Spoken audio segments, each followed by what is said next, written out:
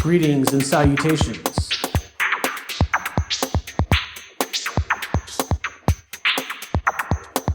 My name is David, and we're going to be discussing the world's greatest sampler ever made.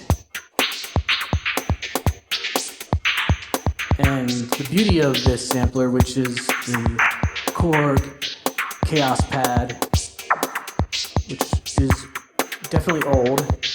It's been around for a long time, various iterations, and this one is one of the last models that was ever produced. And to be honest, it's pretty awesome. People have their opinions about it, love it, hate it, whatever. That's all good. But what I'm going to show you today is why it's the world's greatest sampler. And in a nutshell, basically, the reason it's the greatest sampler is that it's so easy to sample. As you know, I have the Octatrack. It's sitting right here. I run everything through it. It is a sampler. And certainly you can do way more with the samples on the Octatrack. But for some reason, sampling requires a few more steps than I like. There's an instant sample type function on there, but anyway, it's kind of confusing, like a lot of things about the Octatrack. So today, I'm going to show you why the Korg Chaos Pad is a really great sampler and a multi-effects unit, and the XY effects, whatever, people, again, love it, hate it. For me, it just is nice because it has variation to electronic music, which tends to be repetitious, and it helps you escape that by adding the ability to use it for fills with various effects, some of them better than others, but it's like Korg's greatest hits of effects ever made, and you see it kind of being used in other products that have been coming out lately, and so it's, I personally think that some of these effects are really good. The filters are really good. The delays are awesome. The looping feature is okay in moderation, and takes a little tact to get it down. But anyway, that's not why we're here today. I might do another video about some of the other things, or maybe I'll bundle them into this, but whatever. I'm basically here to show you why this is the greatest sampler, why it's so easy, and what makes it so easy, and I'll show you why. Okay, so right now, you can hear that there's a beat coming from the Modi X, which is a fabulous synthesizer keyboard. But at any rate, there's this beat that's coming from there, and it's coming through the signal path here to the Chaos Pad. So it's 122 BPMs, which you can see right there. It's 122 BPMs. That's the speed of the sample that's playing right now from the MIDI X. And so there is a way to set the start point by using a combination of shift and this right here to be able to set the start point of the sample, but you actually don't need to use it. As long as the beat is at the right tempo, matching the beat coming in, you can almost not really even try to make a good sample, and it will still sample very well. So it's very, very easy to use, and it somehow overcomes the obstacle of the pops and the clicks and the need to crop and stuff samples, which is a lot of fun, and there's a lot of creativity in that. But I'm just talking about straight up sampling here. And sometimes what I'll do is I'll use this. You see, it's got 4 tracks that can be sampled into, but you can use resampling to kind of bounce it down to one track and then get another thing going. So I'm going to do that right now. And to show you how easy this is to sample, you hit the sample button, and again, this is you can change the length of the sample. We'll go to 16. All right, so all I have to do is throw this switch, and it will sample this beat perfectly.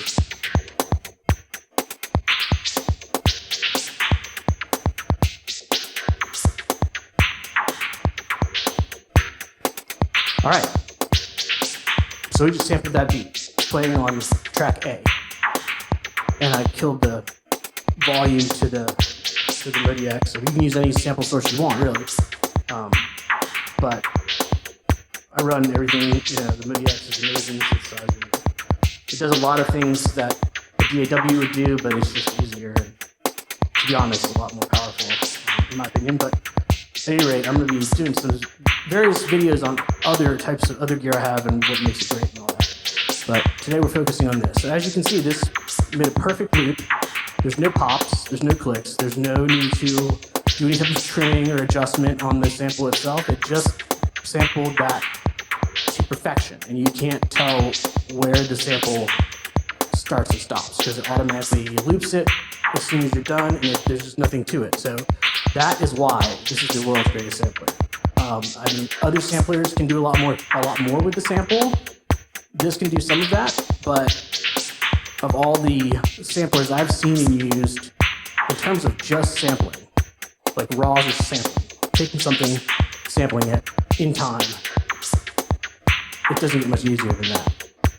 So what I will often do is use some effects which are, can be used on the sample that's playing, as well as incoming audio. So for example, here the delays are really good. Here's a delay.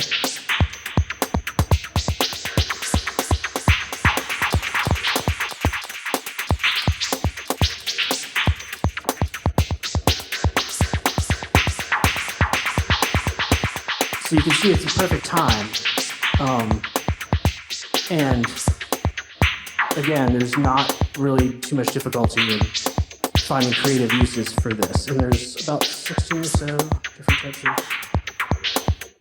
and so it tells you what they are, but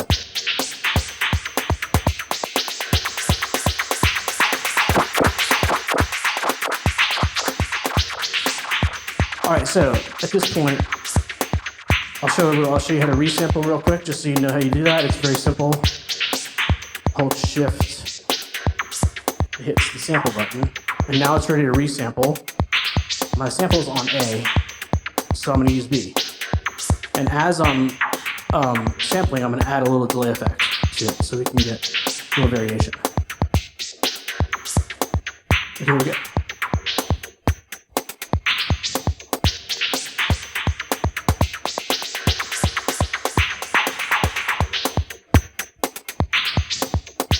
Okay, so now we have the sample with the delay.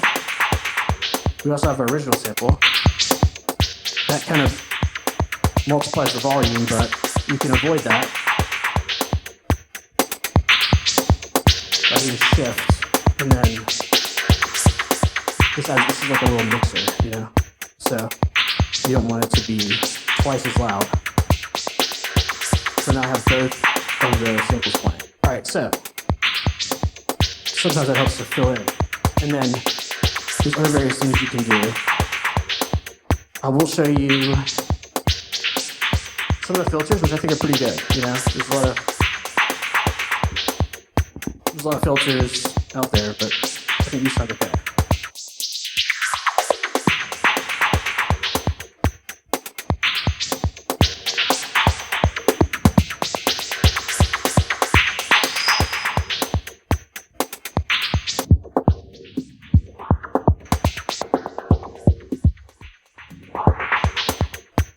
You can adjust the amount of depth in the sample.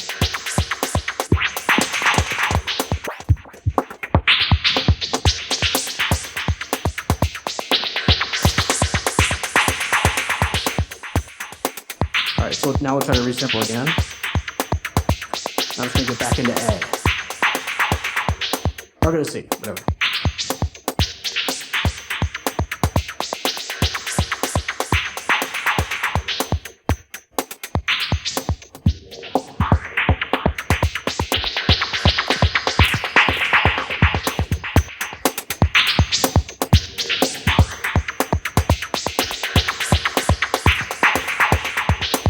if you don't like the, so I just cut out the tail end of that because I messed it up. So you can cut out the beginning or end of the sample, however you want to do it. Okay, so now A is our original sample.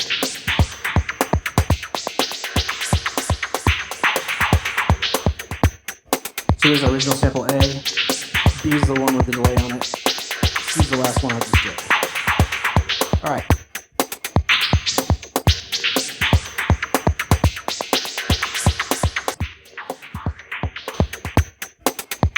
Alright, so it sounds like we need to get all this resampled down here. I'll do this on 4.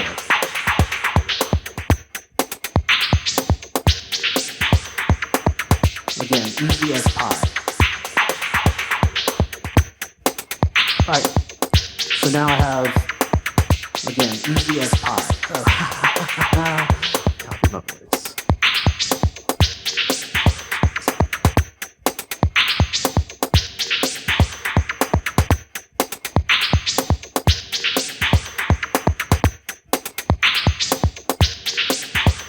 So I'll try to get a little more variation on that one.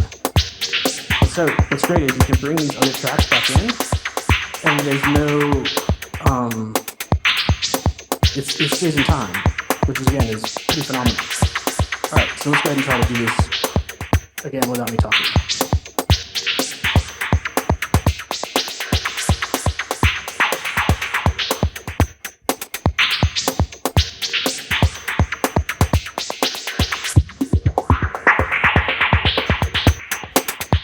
Alright, so now we got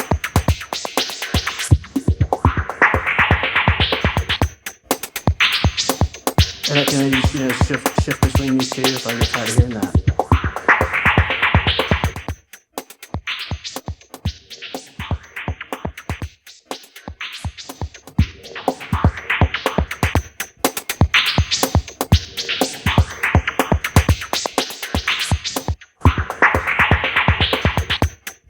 Alright, so now that I have everything down onto D, I can go ahead and add something to this. So I'm just going to browse for some type of bass line or whatever.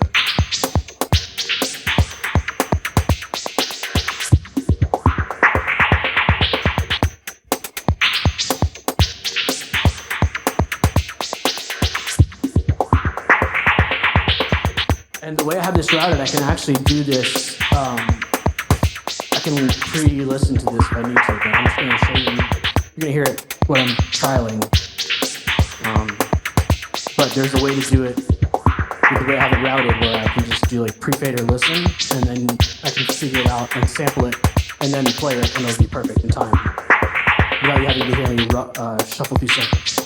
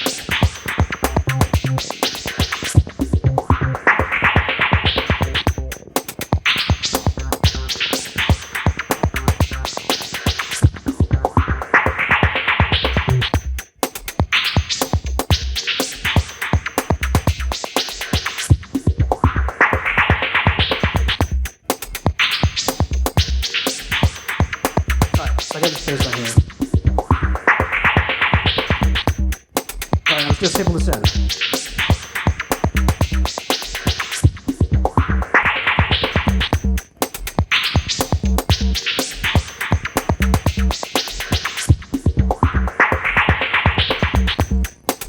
Alright, so now that's sampled in. So sometimes I'll just use this as a 4-track type situation.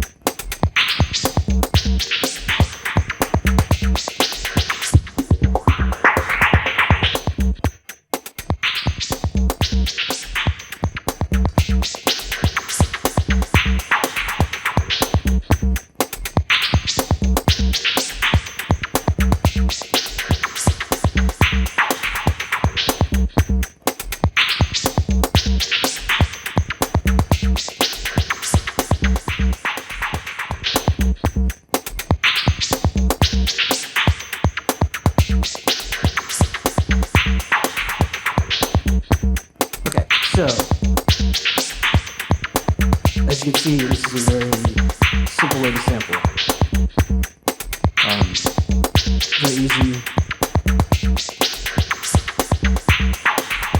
No stress, no stems, no sticks, no seeds. I'm going to keep rocking with this, and I'll see you guys next time. Peace out.